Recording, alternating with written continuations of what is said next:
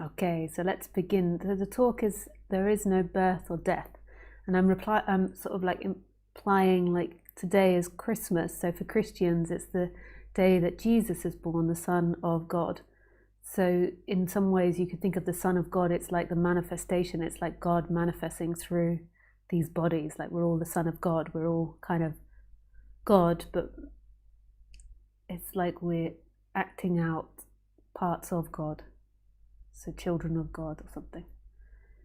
Yeah, so then we're looking at there is no birth or death. Okay, let's begin in that.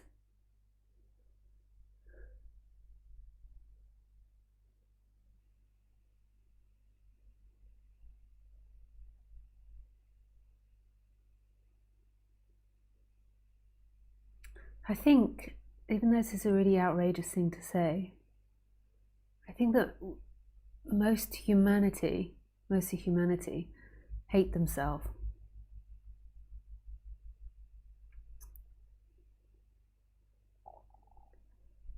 And in hating themselves, it also manifests as hatred for the other.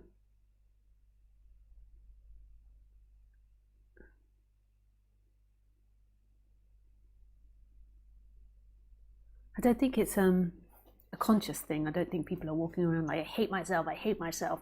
They might be having repetitive thoughts about what they hate externally or what they've done wrong or remorse. But I don't think they consciously think, I hate myself.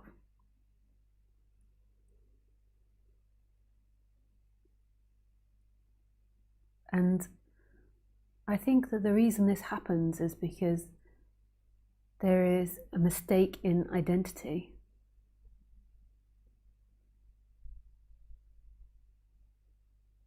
So there is a belief that you're the body, you're your actions, you're what happens, you're what you've done, what you're going to do, the way you treat your partner, the way you treat your kids, you're your successes, your failures. So most people see themselves as something that's moving in time, a character which is moving in time, or a person which is moving in time. And the person has all these attributes that are named in thoughts.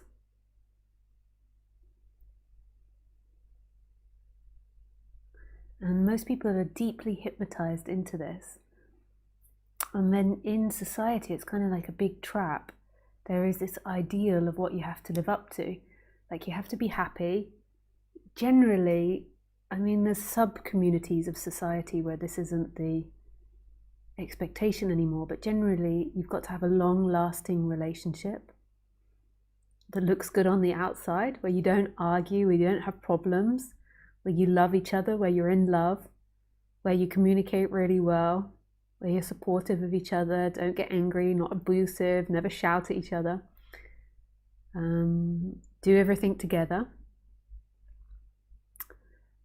have children, have a good job, have a house, be financially independent,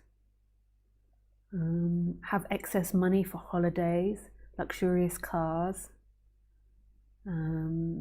eating out, doing fun activity, socializing while drinking alcohol. This is maybe the West, maybe it's slightly different in other countries, but maybe there is still a subtle element of this, but just in different variations. So there's this ideal that society is breeding into us from a very young age, and it comes through subliminal messages. So it comes through TV, books,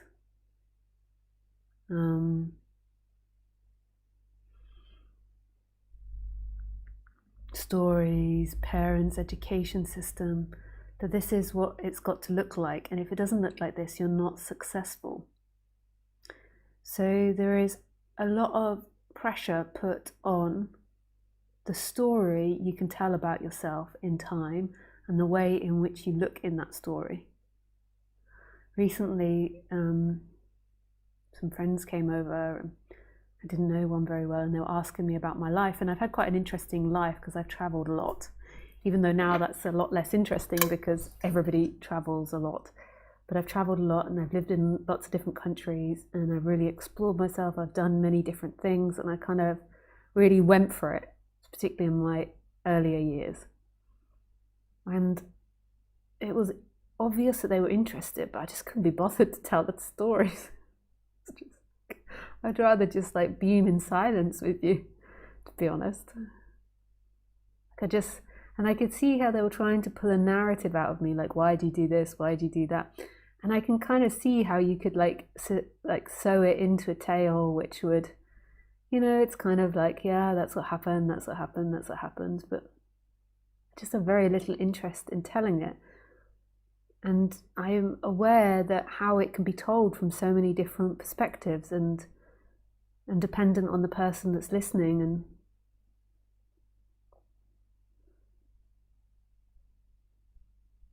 And it's just a story. It's okay to tell it, but it's just a story. And some might see that as really admirable, and some might think, oh, she should have grown up and got a serious job and do this and not do that and do. Some people might think that there's something wrong with you if you don't have children, that it's all different. And some people might think it's great and really brave. And it really doesn't matter.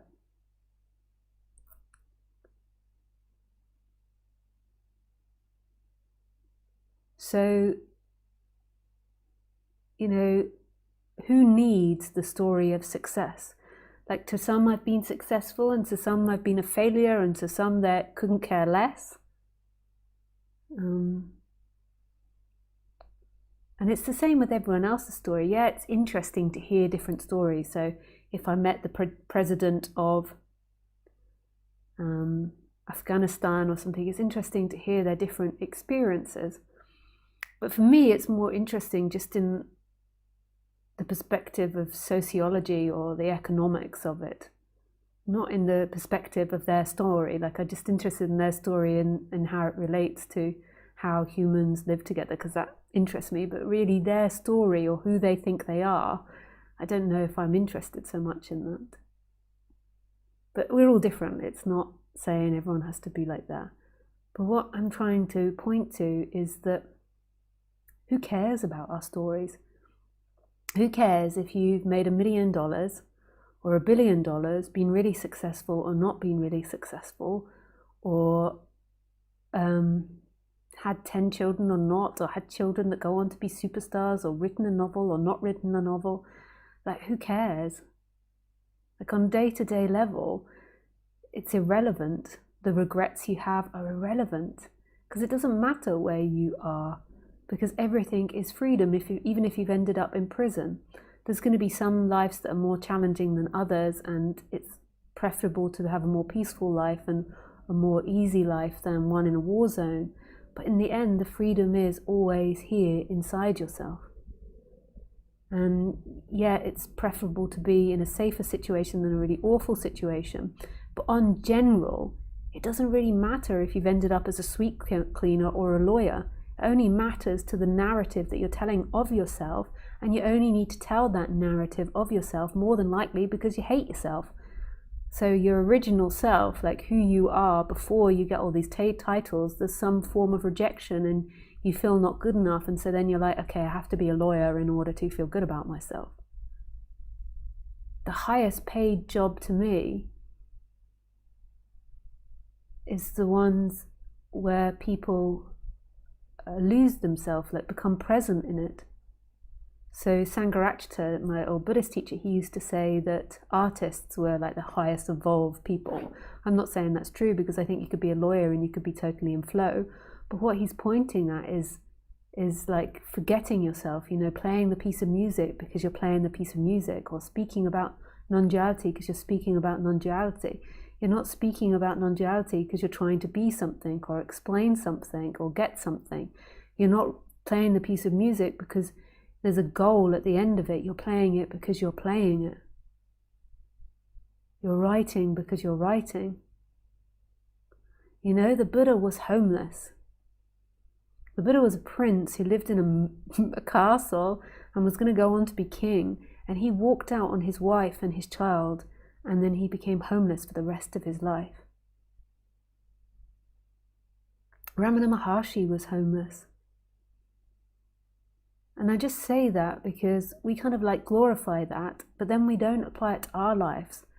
Like, why do you need to do all these things? If it's not creating flow, if it's not giving you that freedom, like if you're not totally one with it, then why do you do it?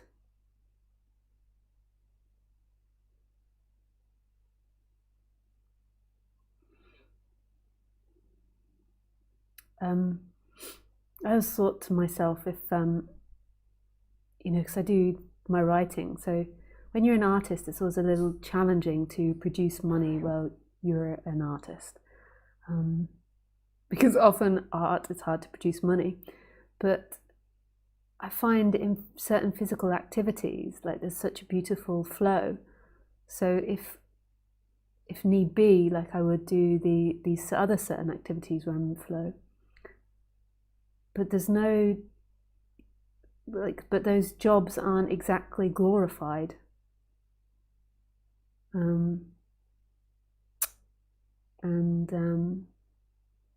A lot of people would look down on those jobs, but I know that they would be more in flow for me than more prestigious jobs. And basically, what I'm trying to say is, I know that you maybe also be thinking, yeah, but I've got to earn money. But if you're unhappy in your job and your job is creating you pain, I'm sure there's other jobs that are more in flow with you. But there might also not be. It might be that there's lots of suffering because there's many years of belief in your narrative, so that might not be the problem.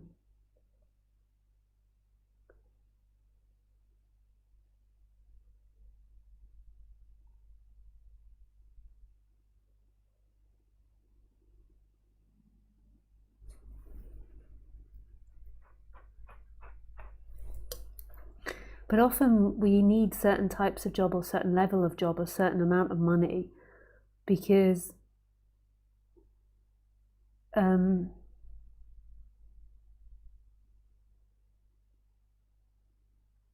there is an initial hatred of self, an initial rejective of self. You're not good enough naked. Your essence, your beingness isn't good enough. You have to manifest a personality structure or an ego or an identity to make you feel better about who you are.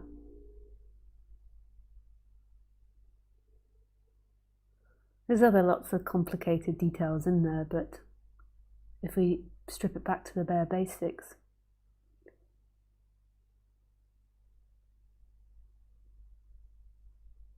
like, who are you trying to be when you interact with people?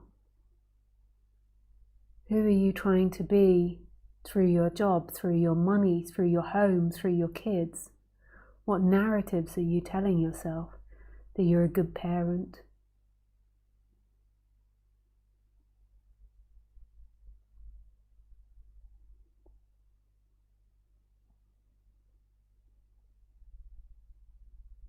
And these egos become so fragile because everything is based on time. Your freedom is based on time. Your freedom is based on what you do or what you don't do, on your behaviors, on your love, and your interactions. But there's no freedom there. It comes and goes, it comes and goes, it comes and goes. The freedom is always in what you are, which is this, I don't even know what to call it, this intimacy with life, the beingness, what's always here.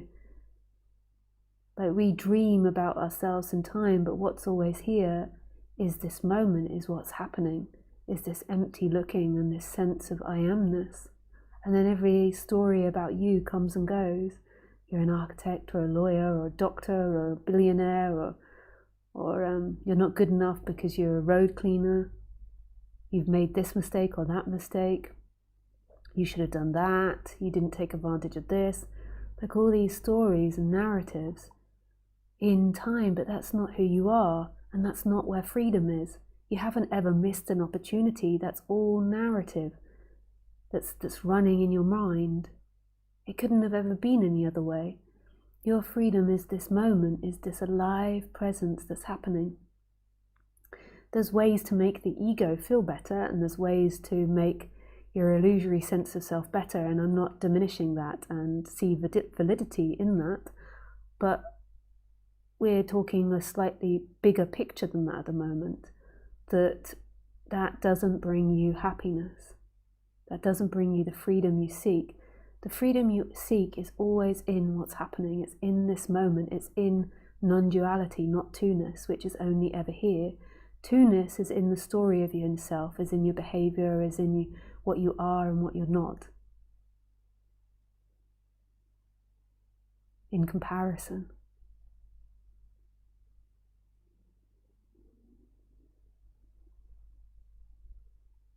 But right here, there's a disappearance of all that.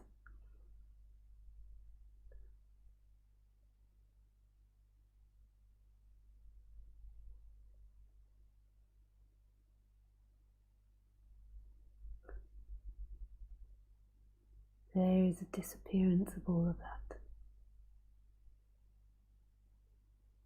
Right here. It's so sweet.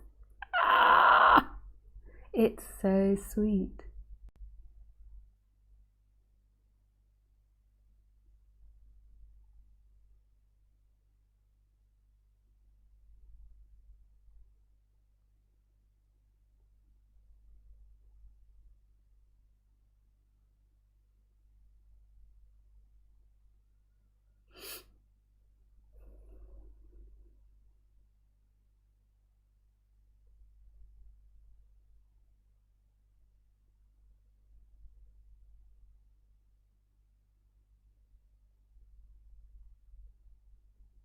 So when your mind is going off on your regrets or things you don't like about yourself or the other, that's what the mind's doing, but it's not your truth, and it's not actually what you're looking for.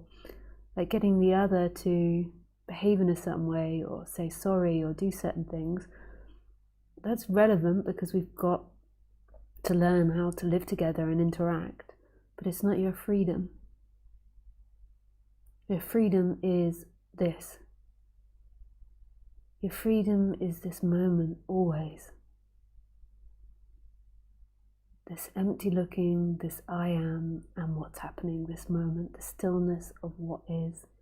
It's like celebration.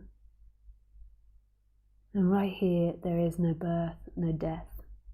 There is nothing to get, there's nothing to obtain, there's nothing to do, there is no you. There is just what's happening.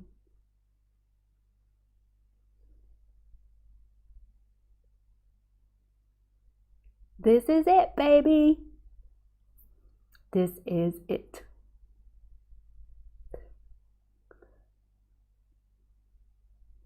This is the greatest gift anyone can ever give you.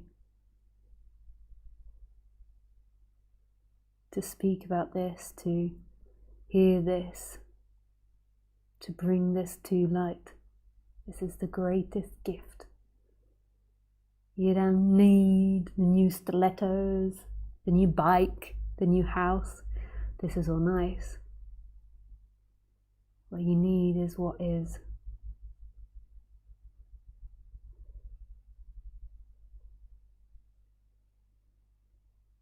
What is, baby?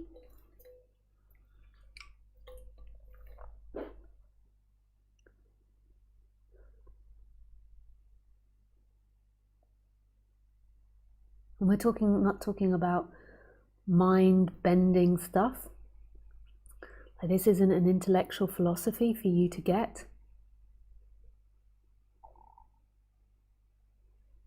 This isn't something for you.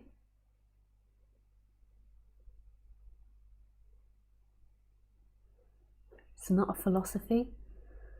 So even though I am intellectually pristine and saying it all exactly correct, which is a joke,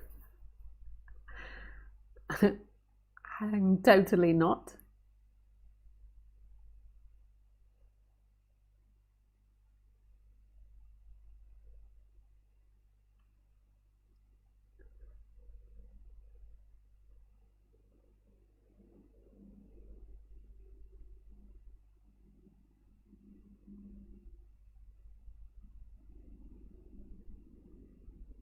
It's not about that. It's not about getting.